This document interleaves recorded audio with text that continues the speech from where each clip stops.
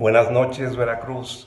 Hoy, 27 de marzo, quiero saludar y felicitar a todos los amigos, compañeros y colegas que se dedican a esta labor incansable del teatro. Hoy es un día especial y por eso hay que hacer muy digna la profesión. Y no solamente hay que celebrarlo una vez al año, sino que tenemos todos los días para celebrarlo y para hacerlo. Eso es la consigna más grande que tenemos como teatreros. Y además quiero mandarles mucha fuerza desde Berlín hacia Veracruz, ya que estamos pasando unos momentos bastante difíciles, pero esperamos que todo salga bien y que todo se conserve en calma y además con mucha salud. Y además el año próximo se van a cumplir los 60 años de estar celebrando el Día Internacional del Teatro, así es que tenemos mucho que hacer. Le mando un cariñoso saludo al Reflexionario Mocambo y desde luego a todos los que tampoco son teatreros, pero a toda la gente que yo conozco. Y pues desde entonces, saludos viajeros de ultramar.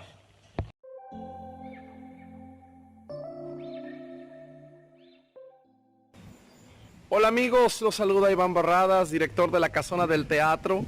Queremos hacer llegar una felicitación a todos aquellos que se encargan de día a día hacer, crear, llevar teatro a todos los lugares, centros culturales, espacios alternativos. Es para nosotros un gusto podernos juntar en esta celebración virtual y queremos agradecer a Daniel Domínguez y a todo su equipo del Reflexionario Mocambo por permitirnos llegar hasta ustedes. Hoy cumplimos 5 años como la Casona del Teatro en el puerto de Veracruz y estamos muy contentos porque seguimos adelante y bueno, aunque actualmente con puertas cerradas, estamos apoyándonos con la repartición de alimentos, también hacemos los mandados para que el espacio, dado que pagamos renta un poco elevada y la luz, que es bastante cara, pueda seguirse manteniendo. Estaremos cerrados el tiempo que sea necesario, pero tal vez ustedes puedan hacer la diferencia para que podamos abrir próximamente. Feliz Día del Teatro a todos y sigamos en esta resistencia que día a día creamos todos los teatreros. Felicidades a todos.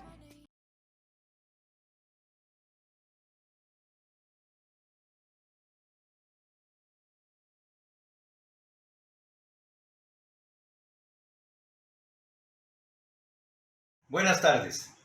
El Instituto Internacional del Teatro, ITI, Organización Mundial para las Artes Escénicas, dio a conocer el mensaje del Día Mundial del Teatro 2020, cuyo autor es el galardonado dramaturgo pakistaní Shadid Nadem, fundador y director de la Hoka Teatro, traducido al español por la licenciada Cassandra Ruiz.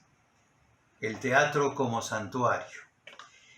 Tengo el gran honor de escribir el mensaje del Día Mundial del Teatro 2020.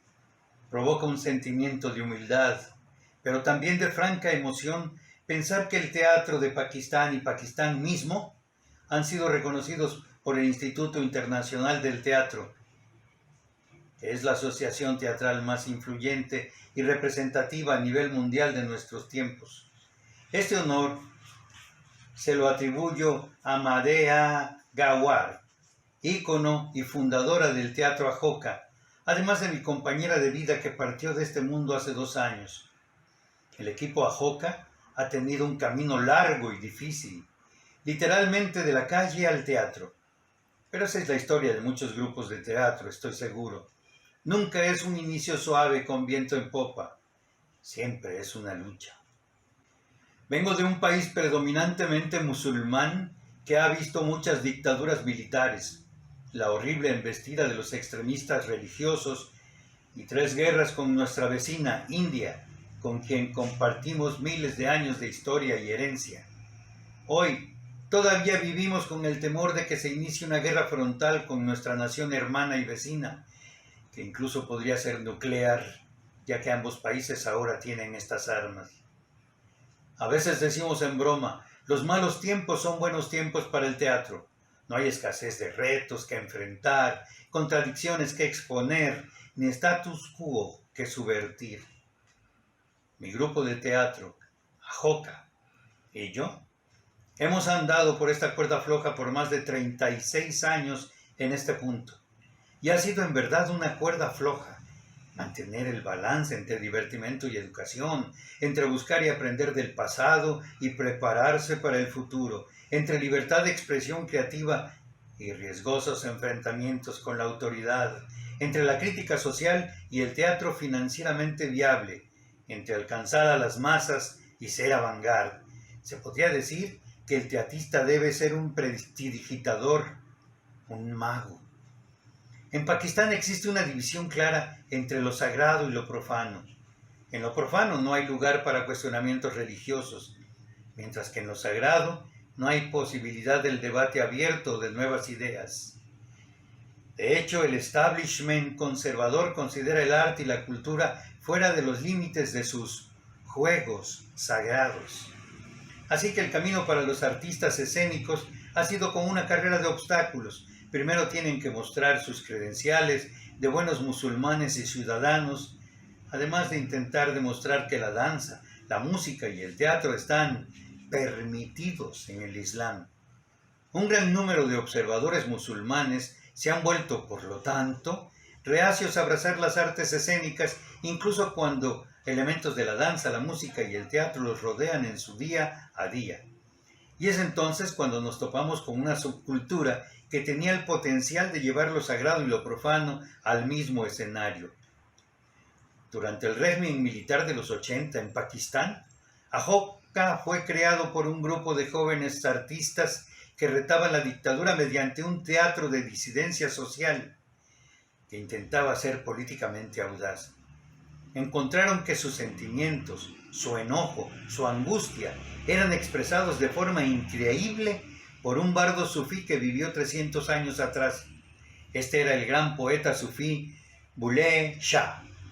Ahokka se dio cuenta de que podía hacer declaraciones políticamente explosivas a través de su poesía, retando a la corrupta autoridad política y a la intolerante institución religiosa. Las autoridades podían vetarnos o desaparecernos, pero no a un reverenciado y popular poeta sufí como Bulleh Shah. Descubrimos que su vida fue tan reverenciada y popular y tan dramática y radical como su poesía, lo que en sus tiempos le ganó fetuas y ser desterrado. Entonces escribí Bulá, una obra sobre la vida y lucha de Bulleh Shah. Bulá, como le dicen de cariño por todo el sur de Asia, proviene de una escuela de poetas sufí punjabí que retaban sin temor a la autoridad de los emperadores y los demagogos clericales a través de su poesía y su práctica. Ellos escribieron en el lenguaje de la gente y sobre las aspiraciones de las masas. En la música y la danza fue donde encontraron el vehículo para asociar directamente al hombre y a Dios, pasando por alto con desdén a los intermediarios religiosos y exploradores. Ellos desafiaron el género y las divisiones de clase y observaron al planeta con maravilla como una manifestación del Todopoderoso. El Concilio de Artes de Lahore rechazó el manuscrito con el argumento de que no era una obra, sino una simple biografía. De todas formas, cuando la obra fue presentada en un lugar alternativo, el Instituto Goethe, el público vio, entendió y apreció el simbolismo en la vida y la poesía de la gente. Se pudieron identificar completamente con su vida y su tiempo y observaron los paralelismos con sus propias vidas y su propio tiempo. Un nuevo tipo de teatro nació ese día en 2001. La música devota a Qawwali, la danza Suf Damal y la recitante poética inspiracional, incluso mediante el canto meditativo Sikhi, se volvieron parte de la obra. Un grupo de Sikhs que estaba en la ciudad para ir a una conferencia punjabí y se habían dejado caer para ver la obra, invadieron el escenario al final, lloraban, abrazaban y besaban a los actores. Estaban compartiendo el escenario por primera vez con punjabís musulmanes tras la partición de la India en 1947, que resultó en la división de Punjab en líneas comunales. Bulleh Shah había sido tan querido por ellos como por los punjabís musulmanes, pues para los sufíes trasciende las divisiones religiosas o comunales. Esta premier memorable fue seguida por la Odisea India de Bulleh Shah, iniciando con un tour por la parte de Punjab de ese país. Bulleh se presentó a lo largo y ancho de India, incluso en tiempos de graves tensiones entre los dos países y en lugares en donde el público no conocía una sola palabra punjabí, pero que amaron cada momento de la obra. Mientras las puertas para el diálogo político y la diplomacia eran cerradas una a una, las puertas de los salones de teatro y de los corazones del público indio permanecían bien abiertas. Durante el tour de Ajoka por la parte Punjab de la India en 2004, después de una recepción muy calurosa de la obra por un público rural de miles, un anciano se acercó hasta el actor que había interpretado el papel del gran sufí. El anciano estaba acompañado por un niño. Mi nieto no se encuentra bien. ¿Podría bendecirlo? El actor se sorprendió y contestó: Babaji, no soy Bulleh Shah, solo soy un actor que interpreta el papel. El anciano empezó a llorar y rogó: por favor, bendice a mi nieto, sé que se recuperará si lo haces. Le sugerimos al actor que cumpliera el deseo del Señor. El actor bendijo al jovencito. El anciano estaba satisfecho. Antes de irse, dijo estas palabras: hijo, no eres un actor, eres una reencarnación de Bulleh Shah, su avatar. De repente, se nos ocurrió un concepto completamente nuevo de teatro, donde el actor se convierte en la reencarnación del personaje que interpreta. En 18 años de hacer tour con Bulleh, hemos notado una respuesta similar de un público aparentemente no iniciado, para quienes la puesta en escena no es solo un entretenimiento o una experiencia de estimulación intelectual, sino un encuentro espiritual conmovedor. De hecho, el actor con el rol del maestro sufí de Bulleh Shah fue tan profundamente influenciado por esta experiencia que él mismo se convirtió en un poeta sufí y desde entonces ha publicado 2 poemarios. Los que estuvieron envueltos en la producción han compartido que cuando la presentación iniciaba, sentían que el espíritu de Bulleh Shah estaba entre ellos y que el escenario se elevaba a un plano superior. Un estudioso de la India, cuando escribió sobre la obra, le dio el título de Cuando el teatro se convierte en un santuario. Yo soy una persona secular y mi interés en el sufismo es puramente cultural. Estoy más interesado en los aspectos performativos y artísticos de los poetas sufíes punjabís, a diferencia de mi público, que probablemente no sea extremista o fanático, sino gente con sinceras creencias religiosas.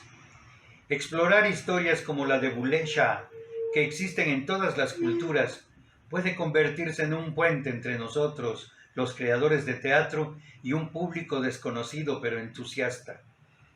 Juntos podemos descubrir las dimensiones espirituales del teatro y construir puentes entre el pasado y el presente que nos lleven al futuro, destinado para todas las comunidades, ya sean creyentes o no creyentes, actores o ancianos y sus nietos. La razón por la que estoy compartiendo la historia de Bulleh Shah y nuestra exploración de una especie de teatro sufí es porque mientras estamos en el escenario, a veces nos dejamos llevar por nuestra filosofía del teatro, por nuestro papel como precursores del cambio social, y al hacerlo dejamos atrás a gran parte de las masas.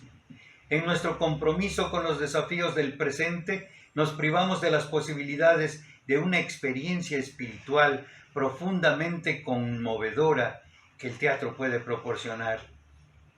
En el mundo de hoy, donde la intolerancia, el odio y la violencia están en aumento, cada nación parece estar enfrentada a otra, los creyentes están luchando contra otros creyentes y las comunidades escupen odio hacia otras comunidades, y mientras los niños mueren por malnutrición y las madres durante el parto por la falta de atención médica oportuna y por las florecientes ideologías de odio, Nuestro planeta se está hundiendo cada vez más en una catástrofe climática y ya podemos oír las pezuñas de los 4 jinetes del apocalipsis.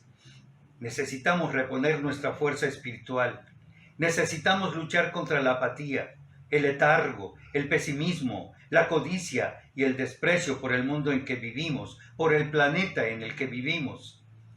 El teatro tiene un papel noble. Debe dinamizar y hacer avanzar a la humanidad, ayudarla a levantarse antes de que caiga en un abismo. Puede convertir el escenario en un templo, el espacio de actuación en algo sagrado. En el sur de Asia, los artistas tocan con reverencia el escenario antes de pisarlo, una antigua tradición en la que lo espiritual y lo cultural estaban entrelazados. Es hora de recuperar esa relación simbiótica entre el artista y el público, el pasado y el futuro.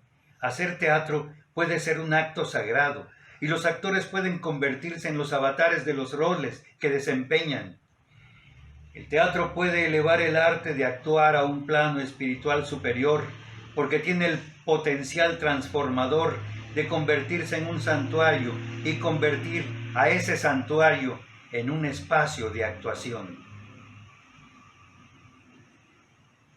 Gracias.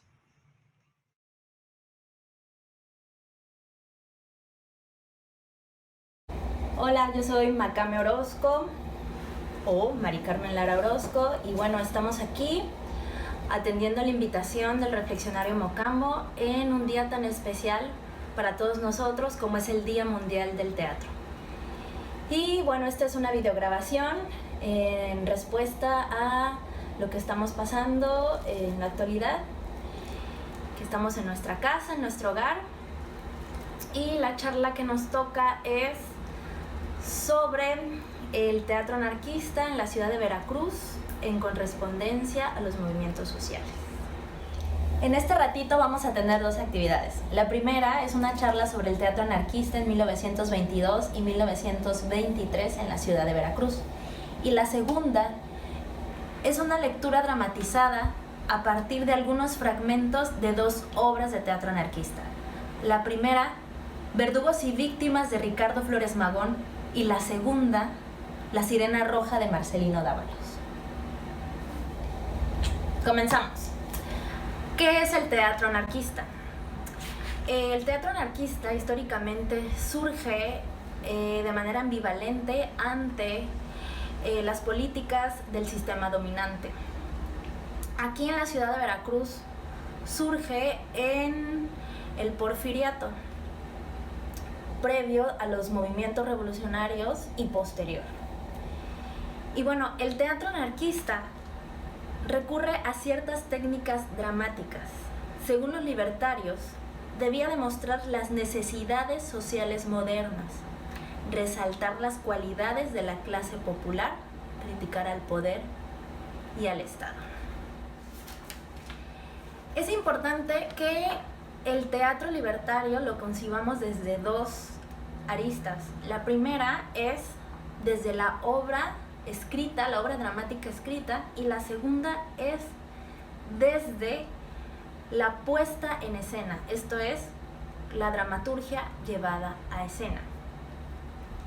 El texto impreso, uno de sus objetivos era su difusión, ya sea en periódicos o en folletos, y también su difusión a partir de los círculos libertarios. ¿Para qué? Al igual que el teatro, ¿pero para qué? Para la difusión del ideal, y también porque el teatro, como una herramienta artística, era uno de los vehículos prioritarios para la sensibilización del sector popular. Guillermina Baena Páez es una historiadora mexicana y comenta que en México se vendieron varios folletos de obras dramáticas, como la de Verdugos y víctimas y de Tierra y Libertad, de Ricardo Flores Magón, y se vendían a 30 centavos y en un mejor papel a 50 centavos. Al igual que otros extractos del pensamiento de anarquistas como Kropotkin, Proudhon, Malatesta. lo que se hacía con el dinero que se recababa para estas impresiones era apoyar a las familias de los mártires que morían en la revolución o en los actos revolucionarios. También era para seguir con el aliciente de la lucha y para el apoyo de los cuadros anarcosindicalizados, creados en un primer momento por la Casa del Obrero Mundial y en un segundo momento por la Confederación General de Trabajadores, que fue una de las apéndices mayores que aglutinó a gremios sindicalizados anarquistas. Las funciones se hacían, hay distintos espacios. El primero es el convencional, es el teatro, y el segundo es en los patios de vecindad o en los cafés o en las bibliotecas o en las escuelas. Aquí en Veracruz había 3 espacios o teatros o salones en boga: el Teatro Eslava, el Teatro Principal, que hoy en día es el Teatro Clavijero, y el Salón Variedades. También es importante decir que había un tipo de teatro patiero. Este es el teatro que se difundía y que se hacía también a manera de lectura dramatizada por y en los círculos libertarios. Los actores de este tipo de teatro anarquista eran los obreros, que yacían en los cuadros artísticos de obreros anarcosindicalizados.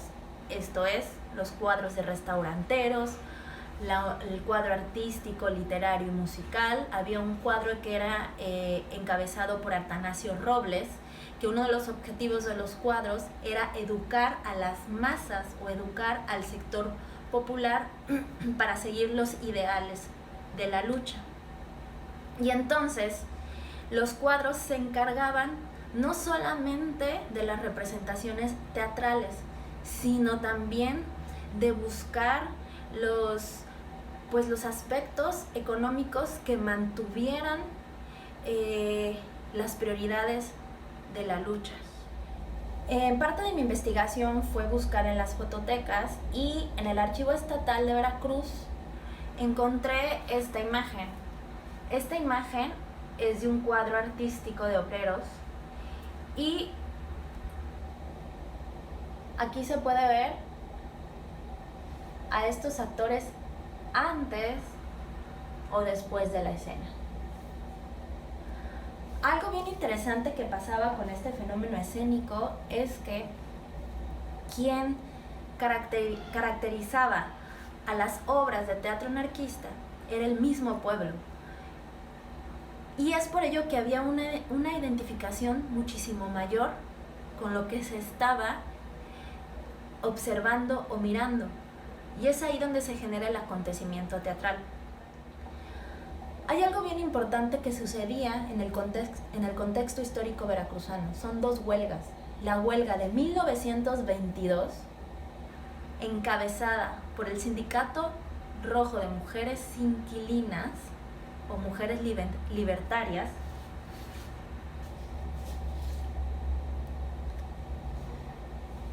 eran estas mujeres, muchas de ellas amas de casa, trabajadoras sexuales, maestras, madres, hijas, hermanas. Liderada este sindicato por María Luisa Marín.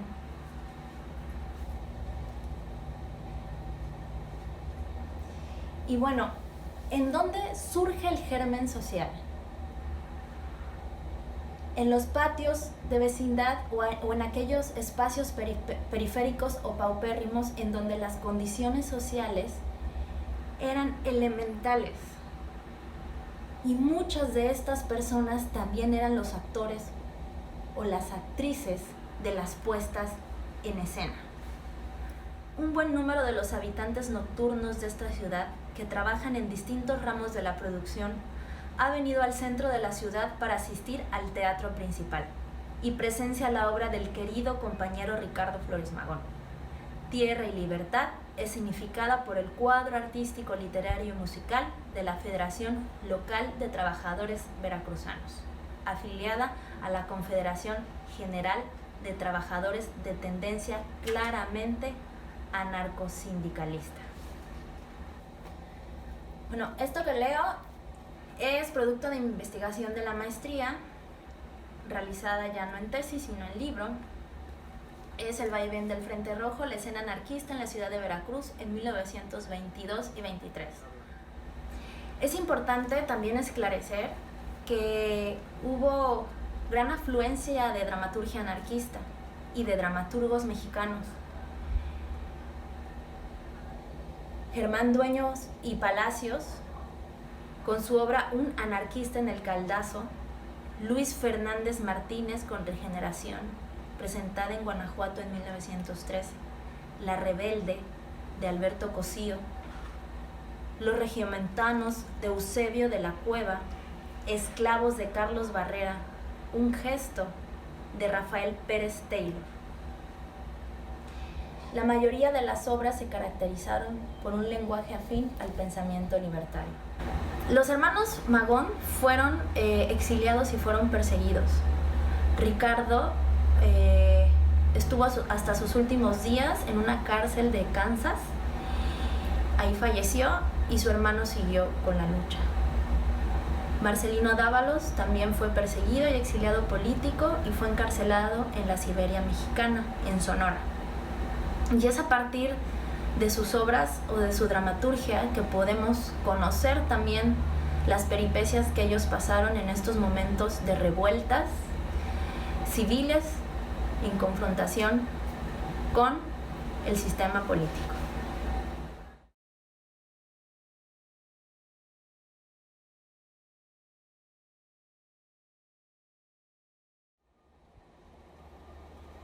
Verdugos y víctimas, de Ricardo Flores Magón.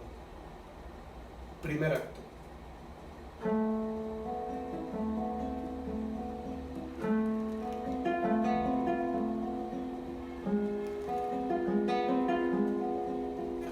Interior humilde de un cuarto de vecindad. La madre de Isabel está muy enferma y con pocas esperanzas de vida. Su infortunio, la pobreza y la muerte de sus hijos por la revolución, las ha dejado desahuciadas y sin pensión por parte del gobierno.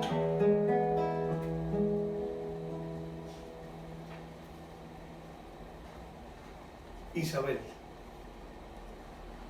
Pobres hermanos míos, tan buenos, tan abnegados. Parece que los estoy viendo. Tan trabajadores, tan honrados. Toda su raya nos la entregaban intacta para los gastos de la casa. Qué fe tan grande era la suya en el triunfo de la revolución. Con qué entusiasmo leían las proclamas de los caudillos que convocaban al pueblo a la rebelión con promesas ardientes de libertad. Y el bienestar no existe. No hay más que miseria y opresión. Lo mismo que antes. Lo mismo que siempre.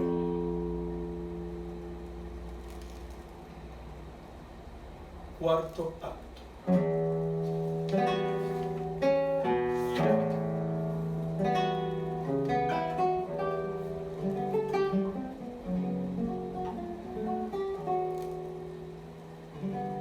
José organiza la huelga junto con sus compañeros de lucha. 12 horas de huelga han sumido a esta ciudad en un silencio sepulcral.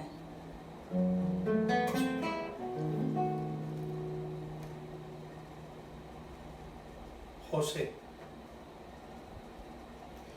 Es natural que tú no estéis de acuerdo con mis tácticas de violencia, porque vosotros ya estáis emancipados. Vivís de las organizaciones obreras, tenéis asegurado el pan, ya formáis parte de los privilegiados. Vosotros, los que vivís de las organizaciones obreras, no podréis ser sinceros en la lucha por la emancipación de la clase trabajadora. Y todos vuestros esfuerzos están encaminados a refrenar los impulsos de la rebelión y protesta. Vuestro ideal no puede ser el derrumbamiento del sistema de la propiedad privada. porque entonces estaría de más vuestro papel de jefes obreros. Queréis, sí, conservar el sistema inocuo que hace posible la existencia de toda clase de parásitos.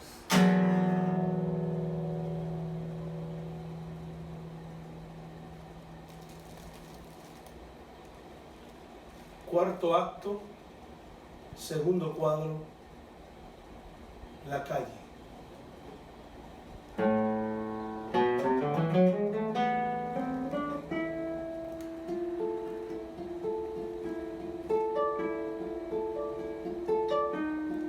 El general y Márquez direccionan a los soldados para que tomen armas ante el disturbio callejero, originado por el sector popular. Mientras tanto, Isabel se escapa del lupanar. Isabel. Compañeros, que sea la última vez que la historia, avergonzada de nuestra estupidez, tenga que consignar el mismo hecho. Si queremos ser libres, debemos acabar con la causa de todos nuestros males, la propiedad privada, haciendo todo cuanto existe la propiedad de todos, pero haciéndolo nosotros mismos, sin esperar a que un gobierno decrete la expropiación.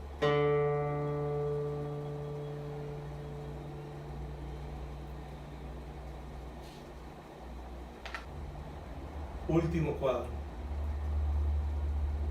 José carga su rifle a la voz de ¡Viva la anarquía! ¡Viva tierra y libertad! Se escuchan disparos desde la retaguardia.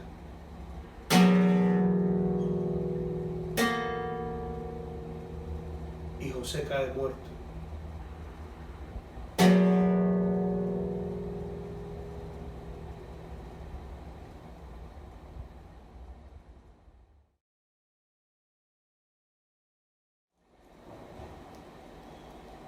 La sirena roja de Marcelino Dávalos.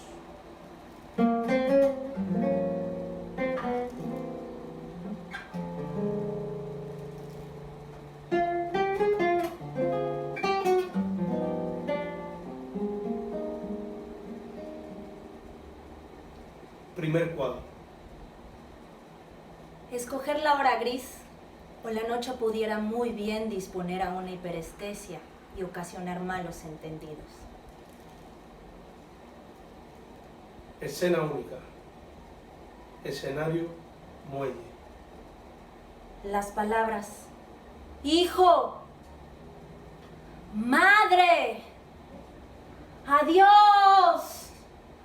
Suelen sobreponerse como notas de lujo, gritos fugaces.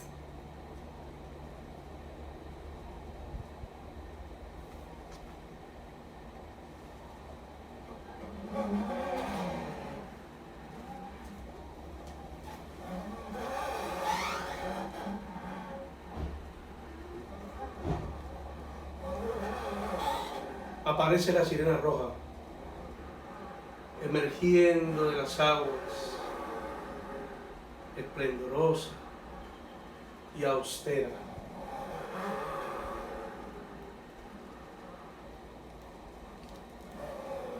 Yo soy el eterno grito rebelde.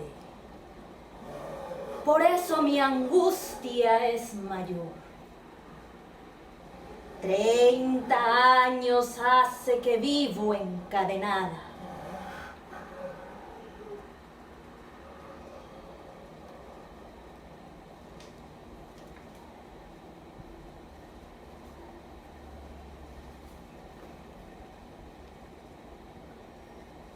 Segundo cuadro, escena única.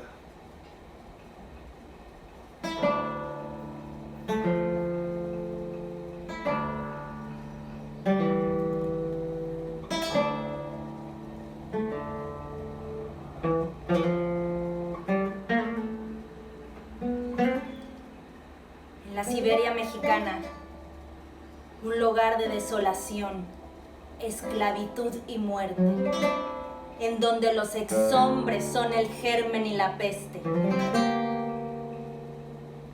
Un vejete con aspecto de ave de rapiña un verdadero esqueleto forrado de arreos militares, va y viene, da órdenes escuetas.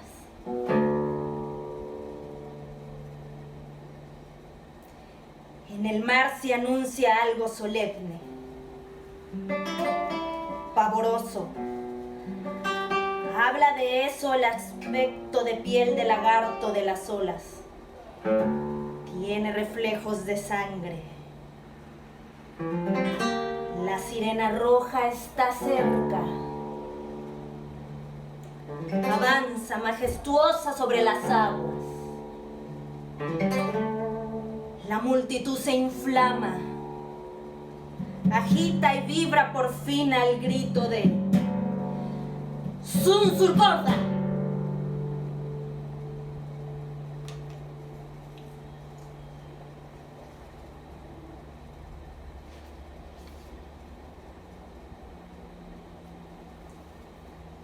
Tercer cuadro, escena única. Escenario, el muelle. El anciano. Por más de 30 años les impuse mi voluntad. Han sido míos, solo míos. Haz que cese ese canto.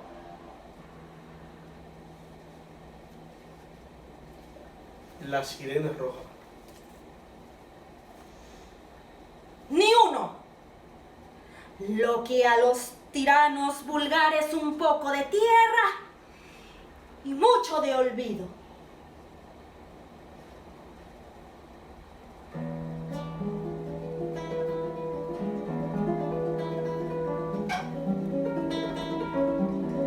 Soy la sirena roja.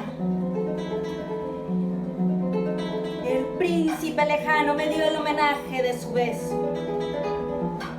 Prendió a mis hombros el signo de majestad del manto de púrpura y puso en mis manos la encendida tea. Seguidme. El sol y el mar y el fuego me dieron vida. Los que lleváis piedras a los lomos como bestias de carga, parar y construir palacios de magnates, ensayar a formar trincheras con ellos. Seguidme, seguidme.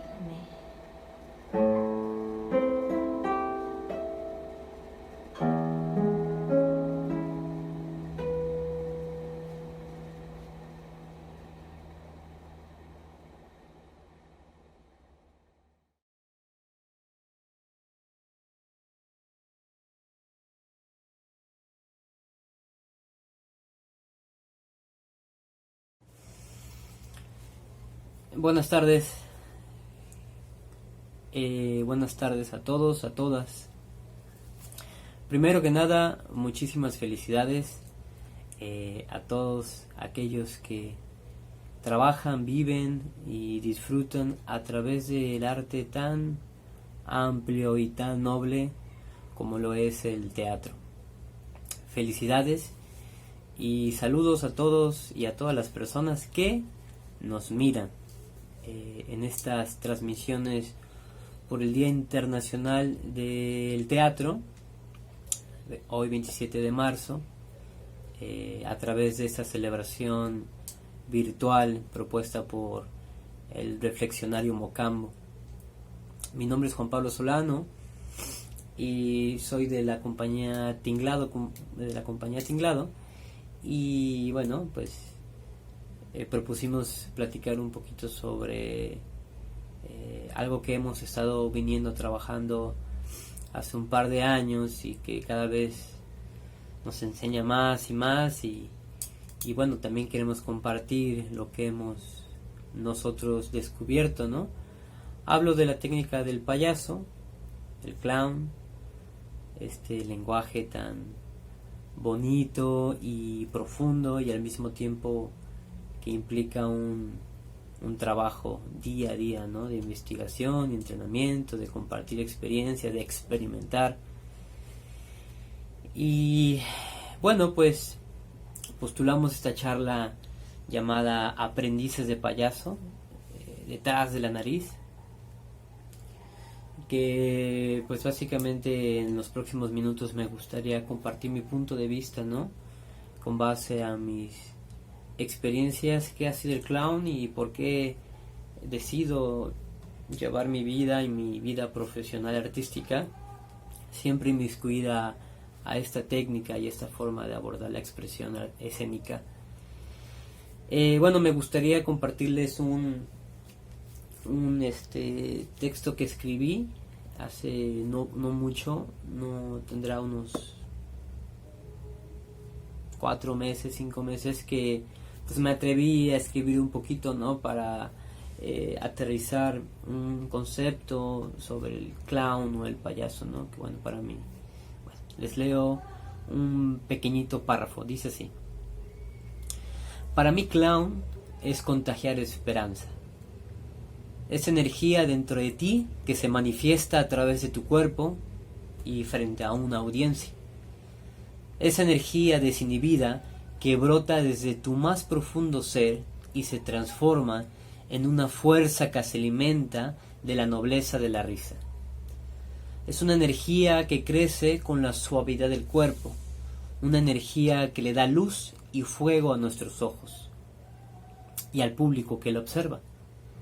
Al público que lo observa provoca emociones, memorias y conciencias, que lo llevan a una real ficción donde toda forma es posible y la música se escucha desde el corazón. El clown o el payaso también es desnudarte frente a tus miedos, es vulnerabilidad, es enfrentar tus múltiples máscaras de la vergüenza, confrontar tu propia oscuridad para hallar una agradable ventana donde podemos disfrutar una filosofía de vida. Es un compromiso y dedicación a una herramienta para transportarnos, confrontarnos y rehacer las piezas de nuestro mundo. Es un oficio noble, es una diversión, una diversión como la que experimentamos al ser niños y niñas. Es una expresión humana, escénica, cotidiana, diferente. Es todo aquello que de los errores nos hace reír, disfrutar y vibrar, pero que sobre todo nos da esperanza.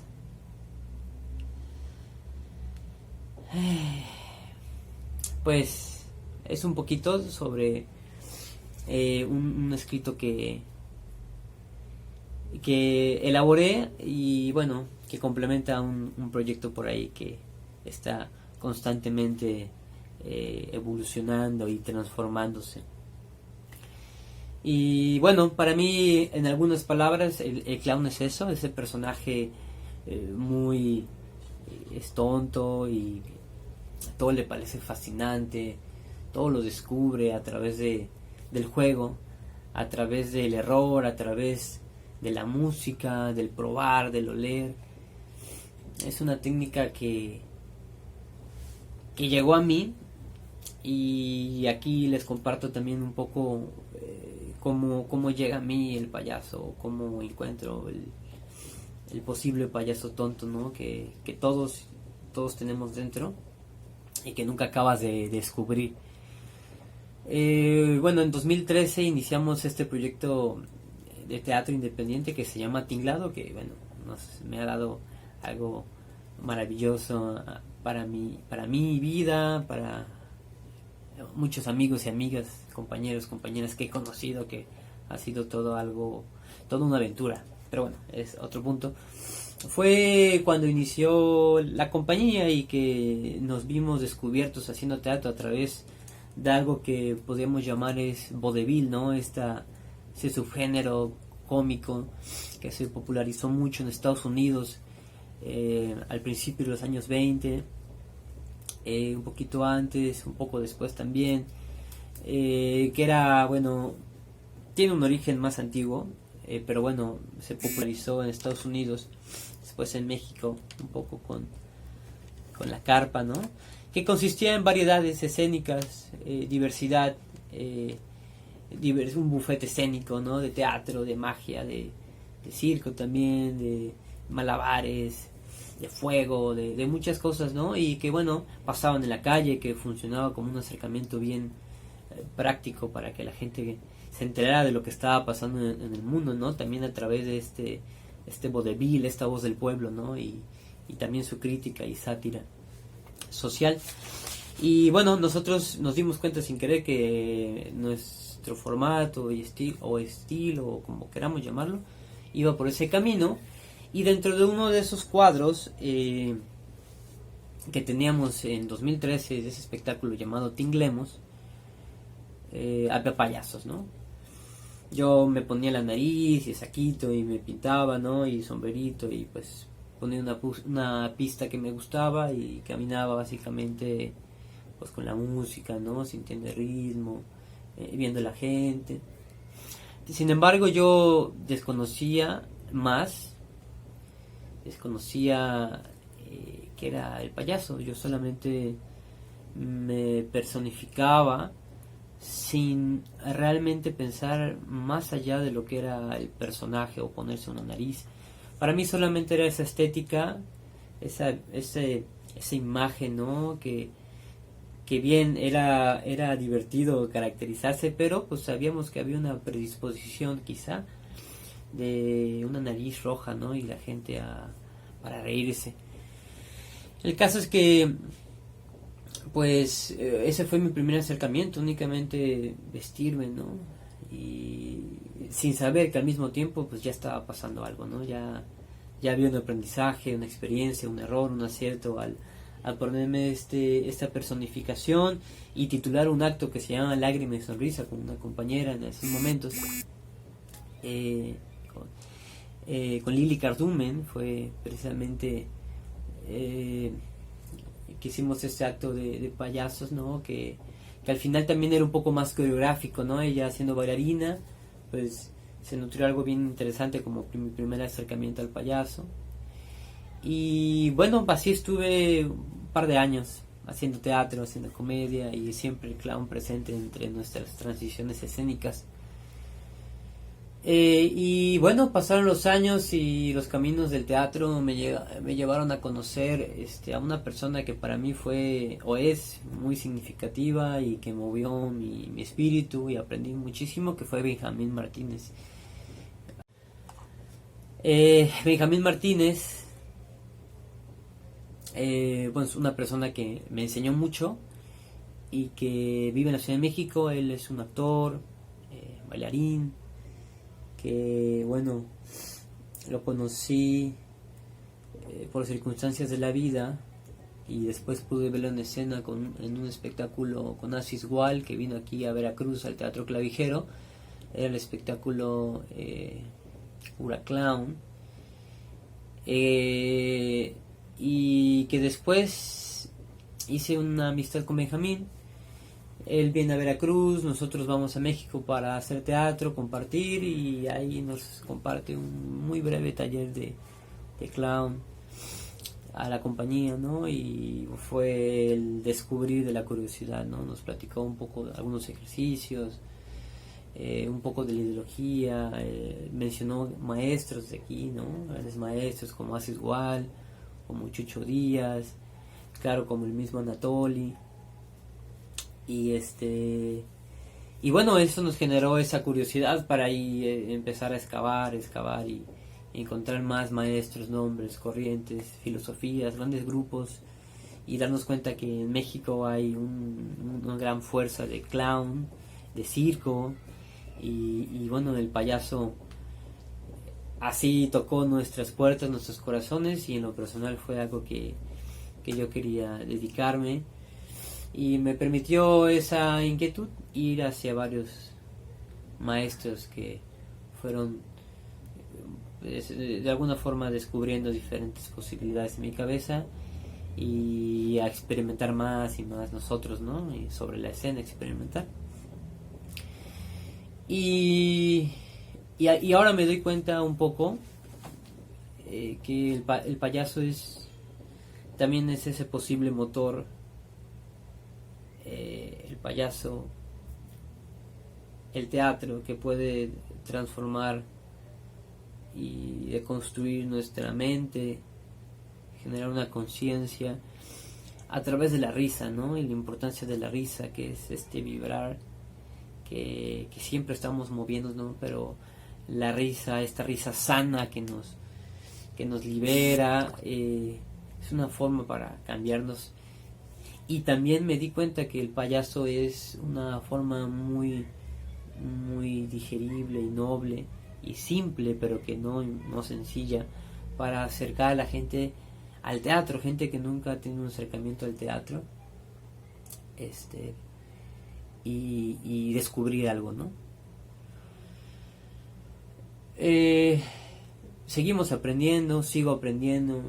Mis compañeros, mi hermano y mi compañero Alfonso Ángel y Daniel Solano, que venimos caminando juntos para aprender esta técnica, y que en Veracruz pues proponemos gran parte de nuestros espectáculos pues a través de este lenguaje universal que es hacer reír. También uno de los motivos por los cuales trabajamos el payaso escénico es quizá para cambiar un poquito la idea de lo que es el payaso o lo que se ha popularizado, ya que quizá se piensa en el payaso, yo voy a mencionarlo quizá como payaso popular, los compañeras en algunas plazas, ¿no? Pero que tiene otra forma de hacer reír, ¿no? Yo creo que es diferente. Al final se encuentran porque se busca hacer reír, y la risa siempre va a ser algo bueno. Pero el payaso escénico o clown es esa técnica teatral que implica no solamente buscar la risa por buscarlas, sino es el medio, la forma en que se genera risa, y que va a invitar siempre al virtuosismo y a una comedia blanca, y en diferentes formas, ¿no? Y creo que el payaso se permite jugar en varias ficciones, con varias posibilidades y lenguajes, ¿no? Y el cuerpo y la música y el circo y la teatralidad y la pantomima y muchas cosas que el payaso permite también. Un juego infinito, ¿no? Infinidad de posibilidades. Bueno, pues es un poco de lo que quería compartir. Sinceramente, confieso que estoy aprendiendo mucho para hablar a una grabación, y ahora que por esta situación nosotros o todos tenemos que adaptarnos a través de compartir muchas cosas, informarnos, dar clases a través de un dispositivo. Y bueno, para mí es un poco nuevo, ocupo los videos usualmente para grabarme, promocionar y esto, pero tardo mucho en hacer un video, me cuesta mucho trabajo sinceramente, y bueno, ahora me atrevo a hacer este video que espero se haya compartido un poco y no haber dado muchas vueltas.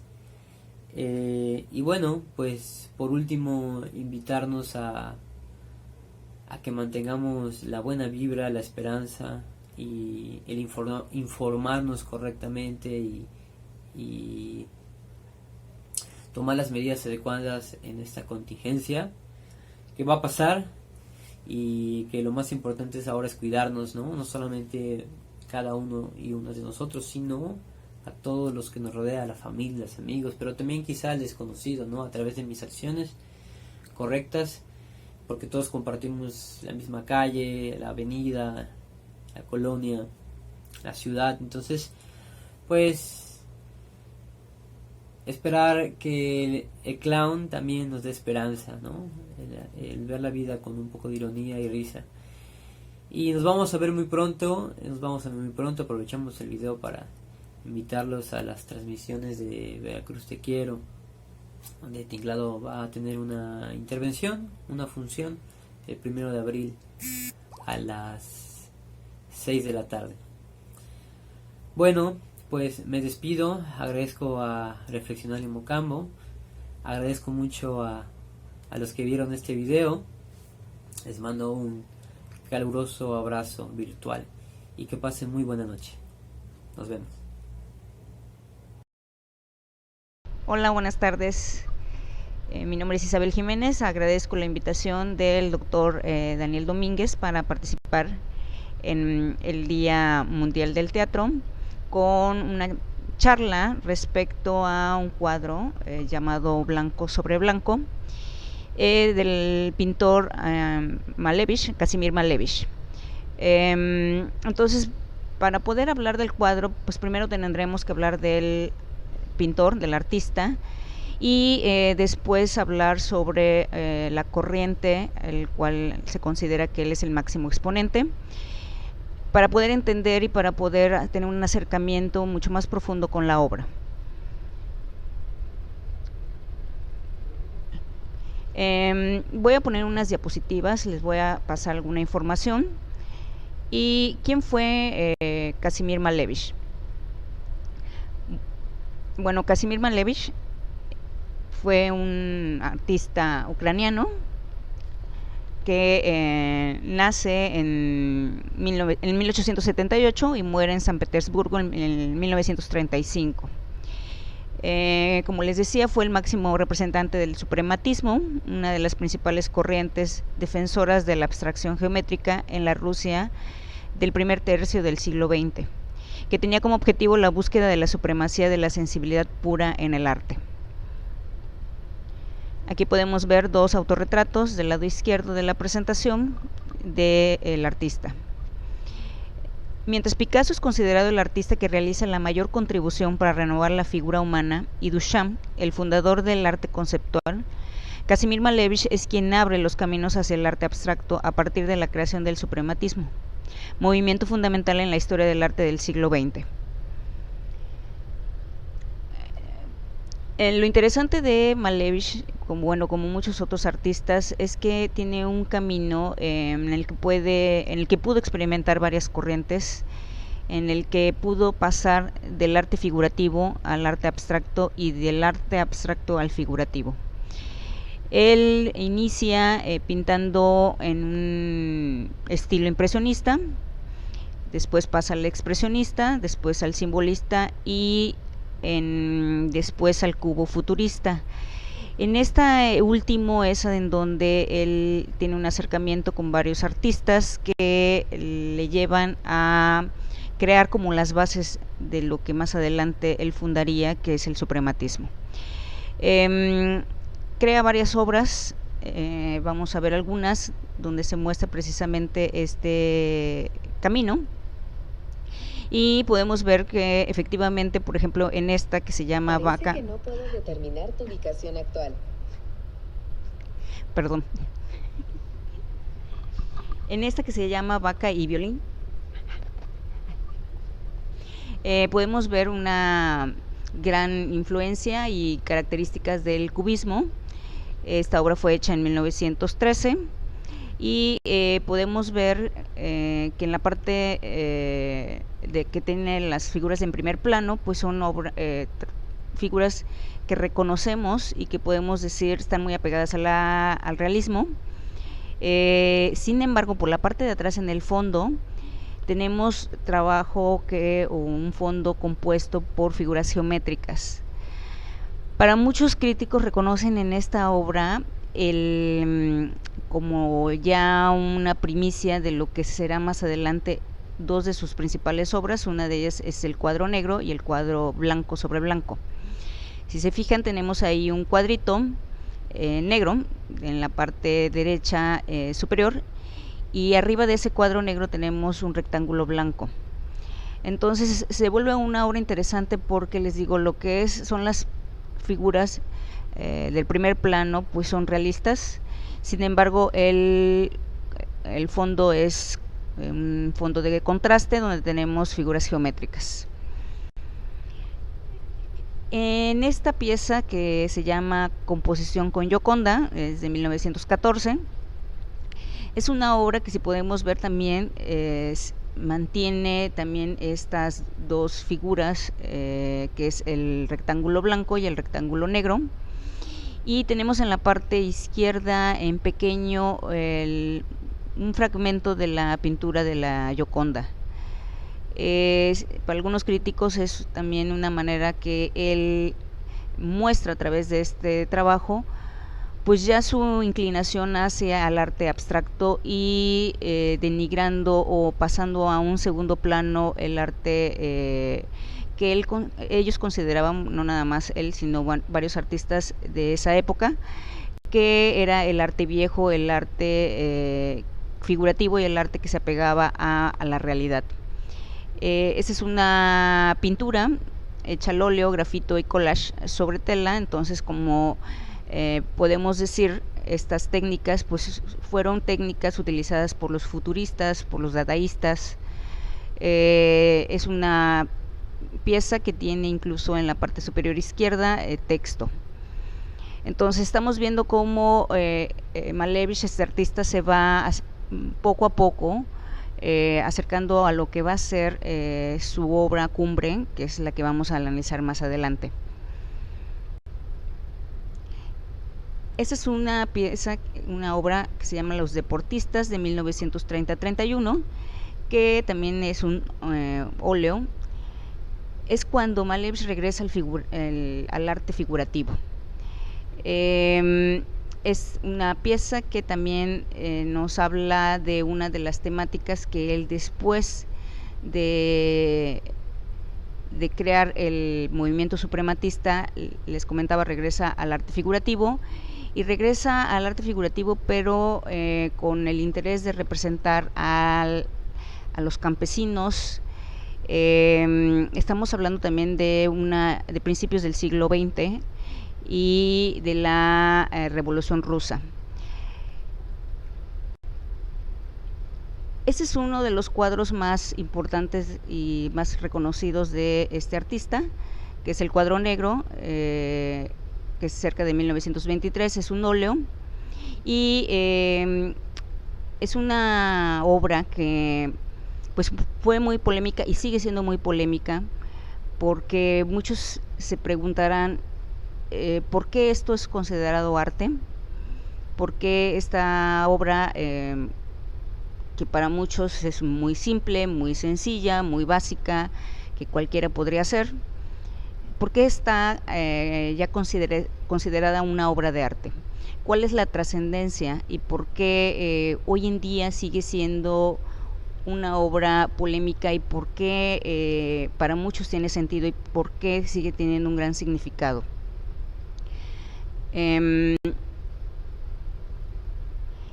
Esta obra, Cuadro Negro, forma parte de un trío con otras que se llaman o se titula Círculo Negro y La Cruz Negra.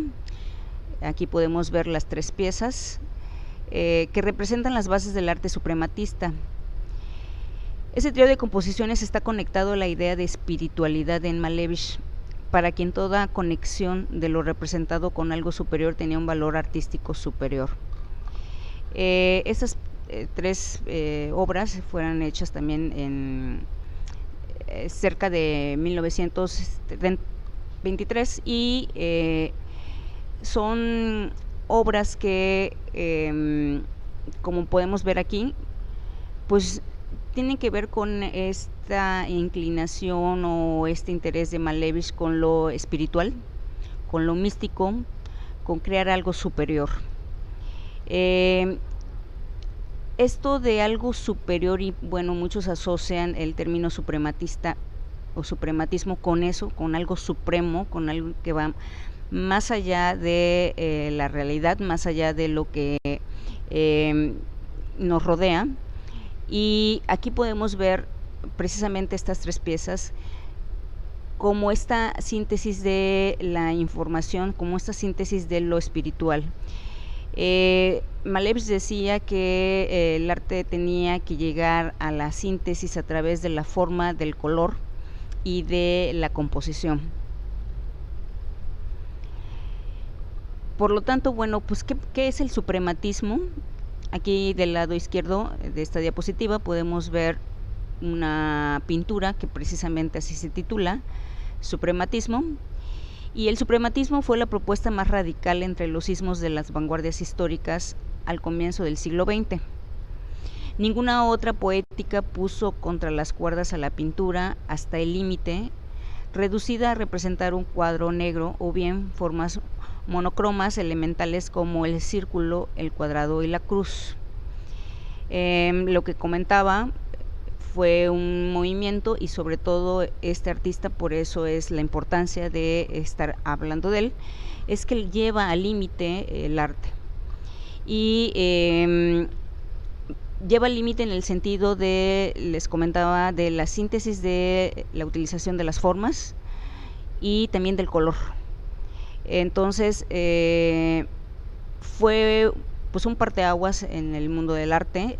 Fue un movimiento que sentó las bases para el arte abstracto y para el arte del minimalismo o minimalista.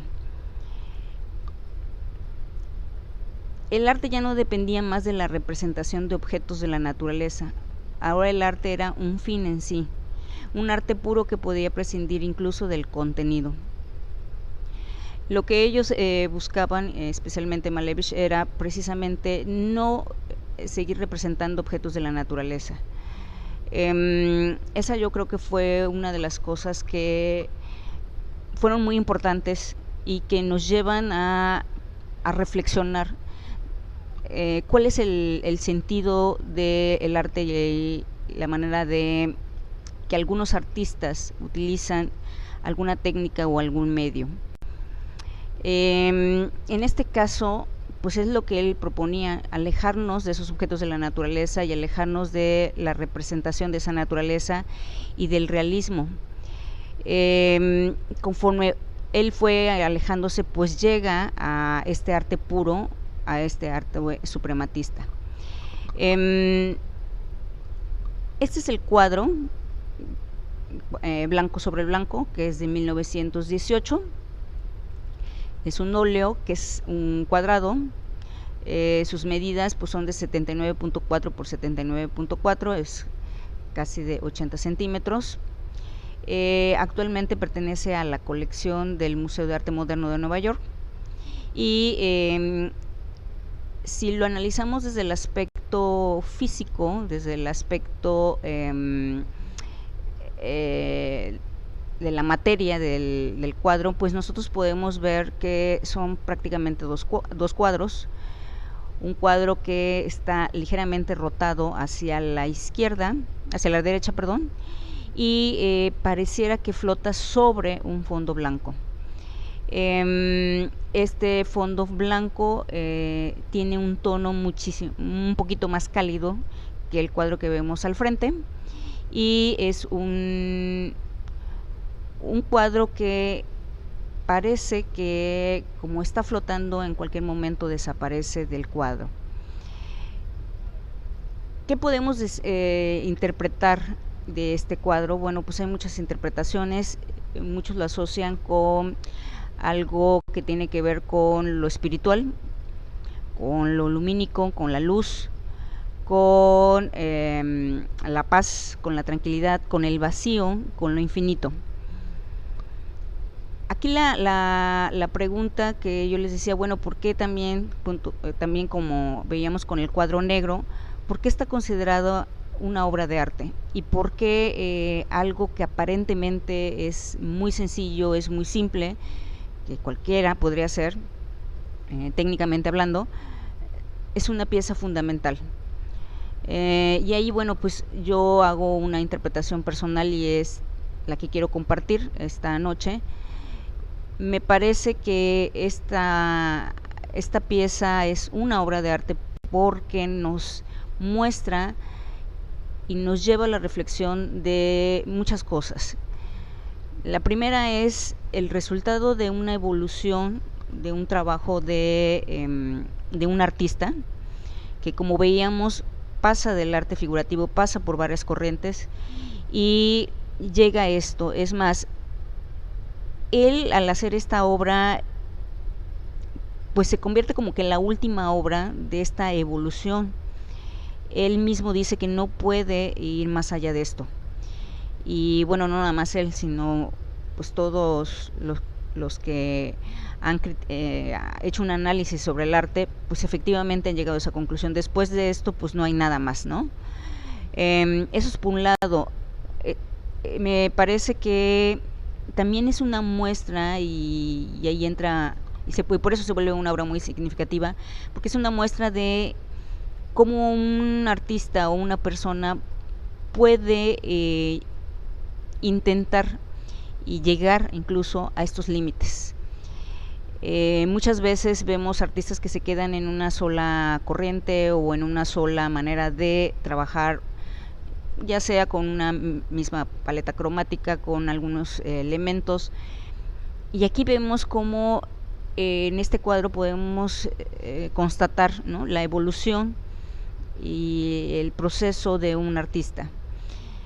Ahora, es una pieza que también nos lleva a reflexionar sobre lo que reflexionaba otra persona hace un siglo, y eso también me parece muy interesante, porque esas reflexiones que él se hacía, y lo podemos ver a través de este cuadro, pues son reflexiones que siguen siendo vigentes y que hoy en día pues se siguen preguntando, tanto artistas como críticos, curadores, ¿qué es el arte? Esa es una pregunta que, bueno, no tiene una sola respuesta, y por eso a mí siempre me ha parecido muy atractivo seguir estudiando, analizando y conociendo sobre arte y sobre piezas artísticas y sobre el pensamiento de los artistas. Reflexionar sobre el arte es precisamente estarse preguntando qué es y cuáles son sus límites.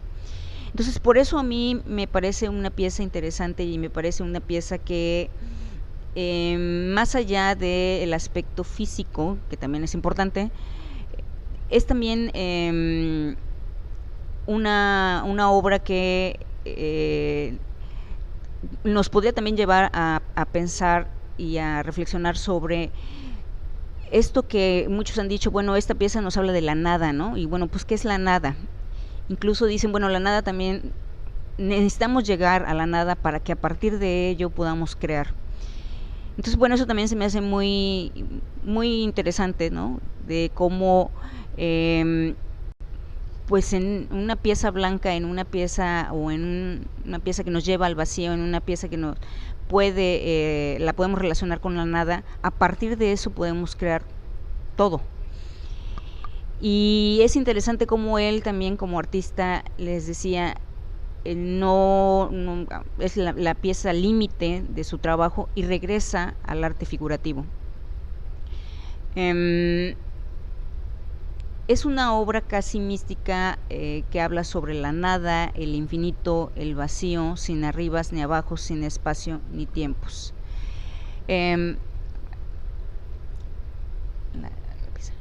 Hacia atrás. Les quiero compartir, bueno, aquí hay unas referencias de las cuales yo tomé para hacer esta presentación. Y la última referencia es un catálogo de una curadora, que este catálogo es de una exposición que se hizo, una exposición retrospectiva que se hizo en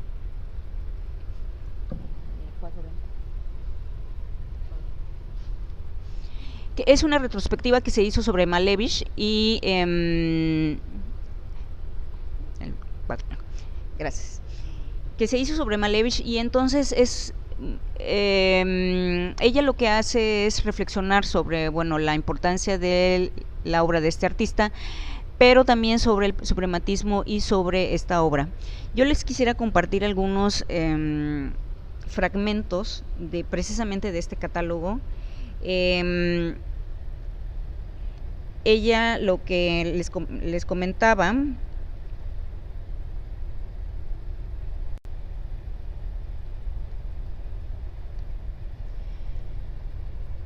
es una curadora que se llama Eugenia Petrova, es una especialista precisamente en la obra de Malevich, Y bueno, lo que ella nos comienza este catálogo del cual yo les hablo, a comienzos del siglo XX, las reflexiones sobre los temas relacionados con el universo, el cosmos, el lugar del hombre en la Tierra y el espacio celeste, preocupaban a los más importantes filósofos, poetas y pensadores de la época.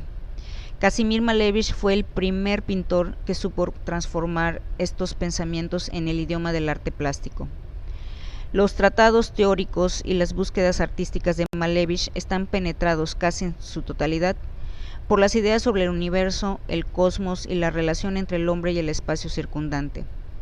En este sentido, Cuadro Negro se convierte para Malevich en una expresión filosófico-artística de la nada universal, de la inexistencia completa, donde nace, sin embargo, algo nuevo y desconocido.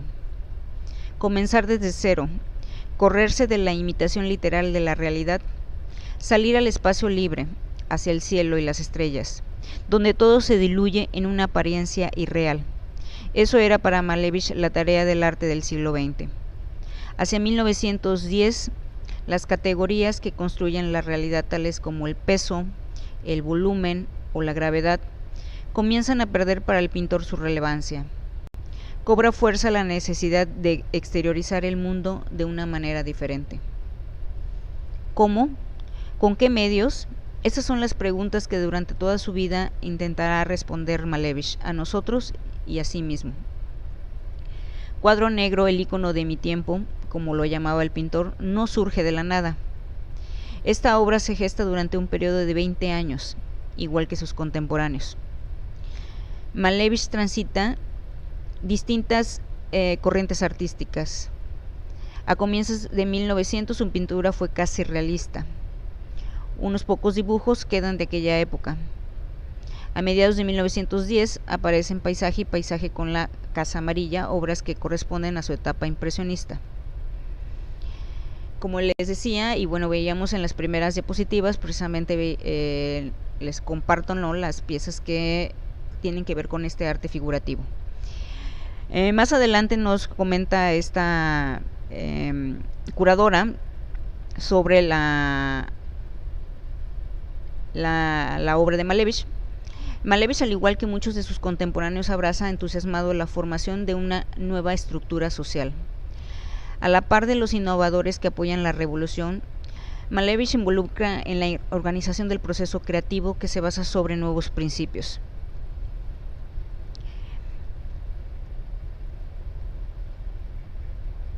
De acuerdo a las cartas y las obras de Malevich, hacia 1928 nacía una nueva concepción del suprematismo. Sin embargo, las ideas sobre el desarrollo de la corriente se rastrean ya a fines de 1910 y a comienzos de 1920. En esa época, Malevich reflexiona mucho sobre la posibilidad de la síntesis entre arquitectura, escultura y pintura.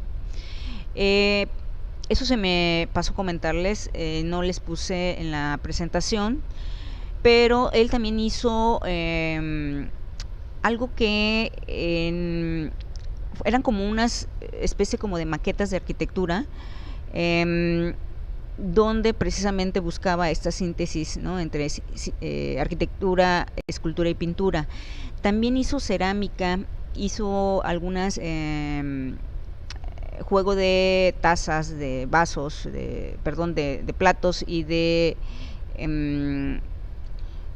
algunas vajillas que él decía, bueno, la vajilla, pues él se refería a sus compatriotas, ¿no? Todas las familias necesitan una vajilla y todas las familias necesitan una vajilla, y dice, bueno, pues vamos a hacer también no nada más que el arte sea para unas cuantas personas, sino acercar el arte a las familias y a los hogares, ¿no? Continuó con la lectura del fragmento de este catálogo. Observa que las casas y los palacios de cultura tienen mucho en común. Se trata del sentido de la influencia que ejercen estas instituciones sobre la gente. Las paredes de estas construcciones están decoradas por igual con retratos, de acuerdo con el rango e importancia. En la casa y en el palacio cuelgan imágenes de mártires y héroes y sus nombres se inscriben en los registros. Entonces la diferencia no existe, porque detrás de todo está la pregunta, el objetivo y el sentido de la búsqueda de Dios, que según Malevich también se asocia con la verdad. Precisamente en aquella época el pintor comienza a producir obras dedicadas a la temática del campo. Esta etapa se va a llamar segundo ciclo campesino, porque anteriormente Malevich ya los había pintado. Lo que yo les había comentado, en algún momento él inicia con arte figurativo, se acerca a retratar a los campesinos, después pasa por el suprematismo y después regresa lo que esta autora le llama el segundo ciclo campesino. Malevich abre así un nuevo mundo expresivo, nadie lo había hecho antes. Las obras de alguna manera figurativas se exteriorizan, sin embargo, sin apelar a los elementos reales. Más adelante, ella nos habla de... hace una traducción del manifiesto suprematista. Malevich, después de que hace el cuadro blanco sobre blanco, se retira un poco de la pintura y incluso da clases y empieza también a escribir. En ese tiempo él escribe este manifiesto suprematista. Yo les voy a leer nada más unas cosas que considero importante compartirles de lo que él reflexiona sobre qué es el suprematismo. El suprematismo es el arte puro reencontrado, ese arte que con el andar del tiempo se ha vuelto invisible, oculto por la multiplicación de las cosas. Si se quiere juzgar una obra de arte basándose en el virtuosismo de la representación objetiva, es decir, de la vivacidad de la ilusión, y se cree descubrir el símbolo de la sensibilidad inspiradora en la misma representación objetiva, nunca se podrá llegar al placer de fundirse con el auténtico contenido de una obra de arte. Aquí me detengo para hacer una reflexión al respecto. Efectivamente, muchas personas asocian a la obra de arte con este virtuosismo técnico, es decir, mientras veamos en la obra una gran habilidad técnica, pues sí la consideramos obra de arte. Sin embargo, aquí lo que me parece interesante subrayar es que él dice, ¿no?, que nos aleja precisamente este virtuosismo o estar nada más apegados o comprometidos con este virtuosismo técnico, pues nos lleva a alejarnos del auténtico contenido de una obra de arte. Y yo también le agregaría a profundizar en el arte, porque pareciera que nada más nos quedamos en esta primera capa, ¿no?, en esta capa que nos presenta la parte material de la obra, y no nos damos la oportunidad de reflexionar y profundizar e ir más allá. Otra de las cosas que nos dice en este manifiesto es que el arte ya no quiere estar al servicio de la religión y del Estado. No quiere seguir ilustrando la historia de las costumbres, no quiere saber nada del objeto como tal, y cree poder afirmarse sin la cosa. Por tanto, sin la fuente válida y experimentada de la vida, sino en sí y por sí. Aquí también me detengo para analizar este punto.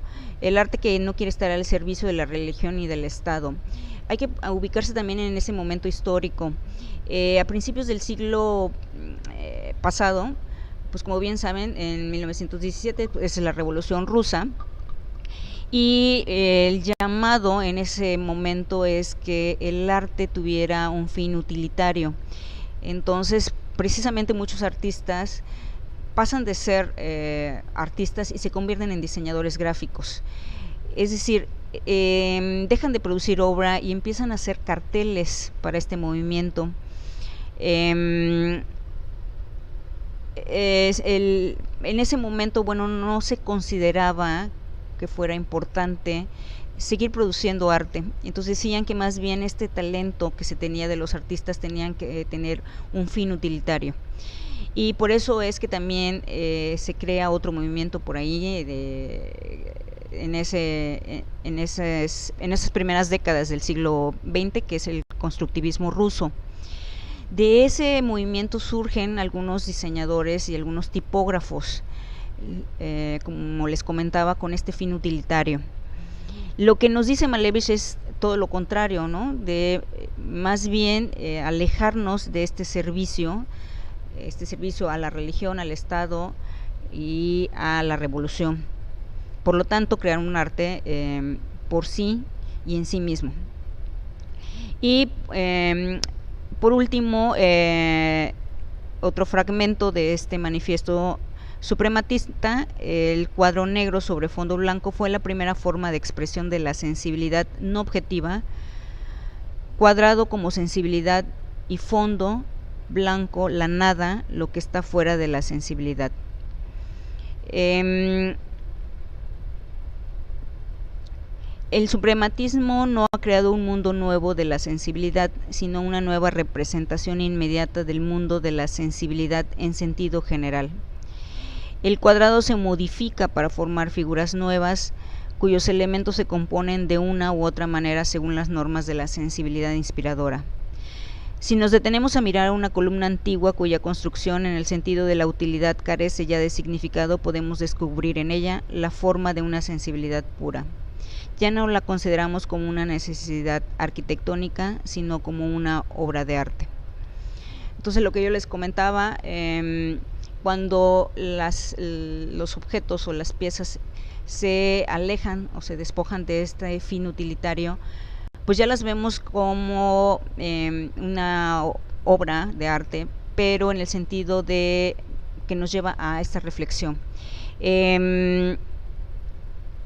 Podemos analizarla desde otro sentido, y Malevich nos habla de la sensibilidad.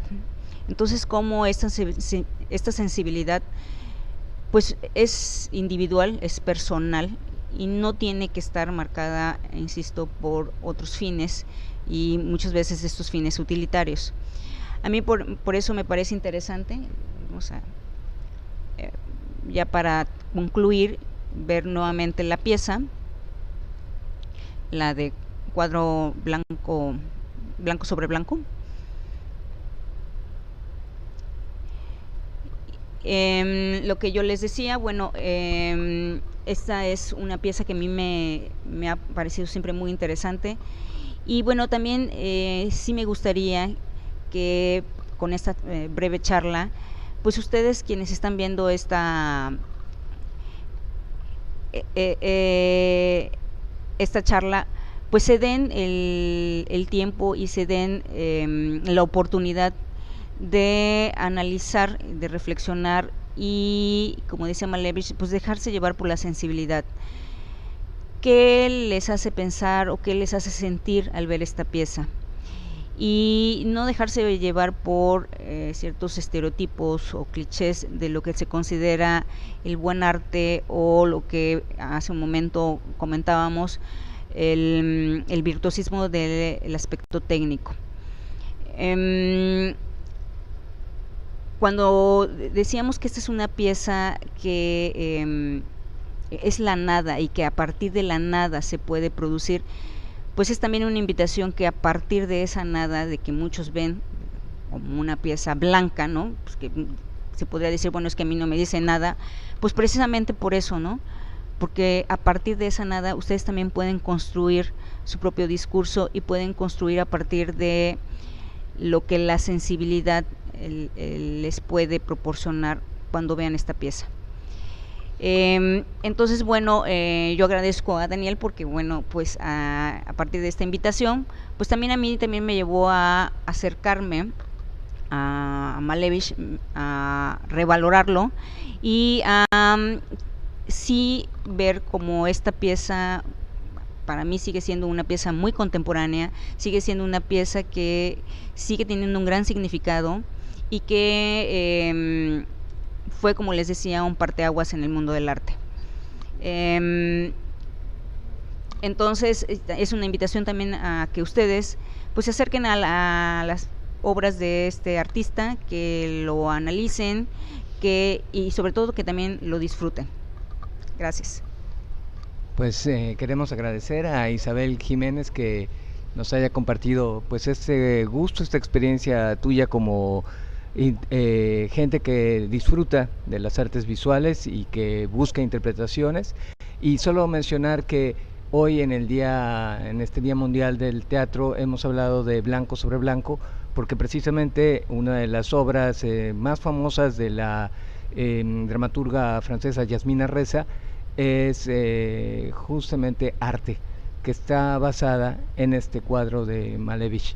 Y para ligar con el Día Mundial del Teatro tenemos 3 pequeños monólogos de la obra que estamos ensayando actualmente, Arte, de Yasmina Reza.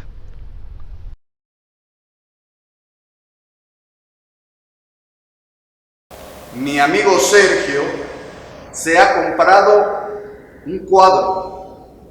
Es una tela de 1,60 m por 1,20 m aproximadamente, pintada de blanco. El fondo es blanco y si entornamos un poco los ojos, podemos percibir unas finísimas líneas blancas transversales. Sergio es mi amigo desde hace tiempo. Es un tipo que ha triunfado, es médico dermatólogo y ama el arte. El lunes fui a ver el cuadro que Sergio había adquirido el sábado, pero que ya codiciaba desde hacía varios meses. Un cuadro blanco con unas líneas blancas. Mi amigo Marcos, que es un tipo inteligente, al que aprecio desde hace tiempo, ingeniero aeronáutico, muy bien situado. Forma parte de esos nuevos intelectuales que no se contentan solo con ser enemigos de la modernidad, sino que además se enorgullecen de ello. Desde hace poco existe, entre los nostálgicos de los felices viejos tiempos, una arrogancia que le deja a uno estupefacto. Me llamo Iván. Estoy un poco tenso porque después de haberme pasado la vida en el sector textil, acabo de encontrar un empleo de representante en una papelería al por mayor. Mi vida profesional ha sido siempre un fracaso. Voy a casarme dentro de 15 días con una mujer amable, brillante y de muy buena familia. Son unos rotuladores especiales. Puedes dibujar sobre cualquier superficie.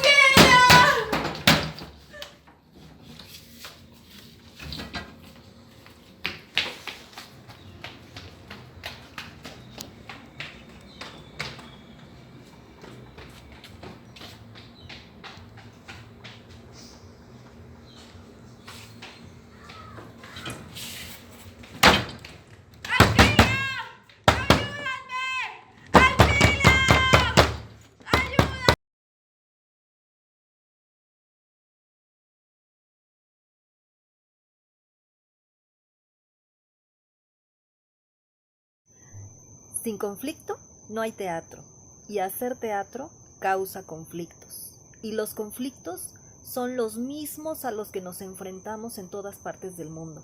La falta de recursos, los espacios, que el público asista, la difusión, son los mismos. Solamente que este año tenemos un conflicto más, que no nos permite estar ahí, no nos permite estar abrazados, fraternales, como somos los teatreros.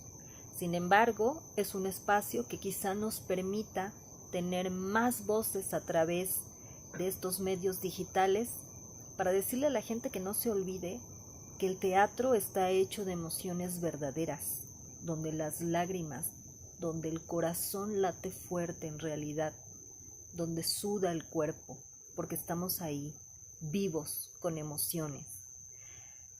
Una felicitación y un abrazo fraternal para toda la gente y sobre todo para el doctor Daniel Domínguez, que está a cargo del Reflexionario Mocambo, que impulsa toda clase de eventos culturales siempre con la mejor disposición.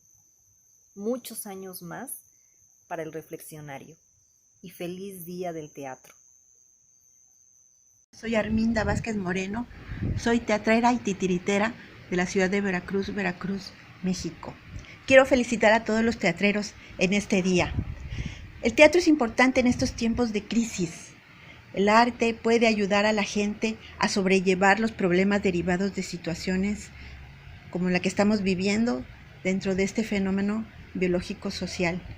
El teatro es depurativo de las emociones, recrea historias de vida que nos sirven para reflexionar sobre momentos importantes para el ser humano. Es creador de emociones, recuerdos, estrategias para vivir la vida. Es creación, fantasía, diversión, pero sobre todo es conocimiento. El teatro es un arte que nos permite desarrollar habilidades para la expresión y para la vida. Utilizando multidisciplinas, potencia el desarrollo del ser humano. El teatro nos permite ensayar formas de vivir, sentir y crear. En el teatro, los actores crean acontecimientos desde la escena, pero los espectadores crean los acontecimientos dentro de su imaginario, donde desarrollan sus propias ficciones, reflexiones y explicaciones de lo que vieron. ¡Viva el teatro! ¡Vivan los teatreros! Y viva la resistencia para mantener vivo el teatro.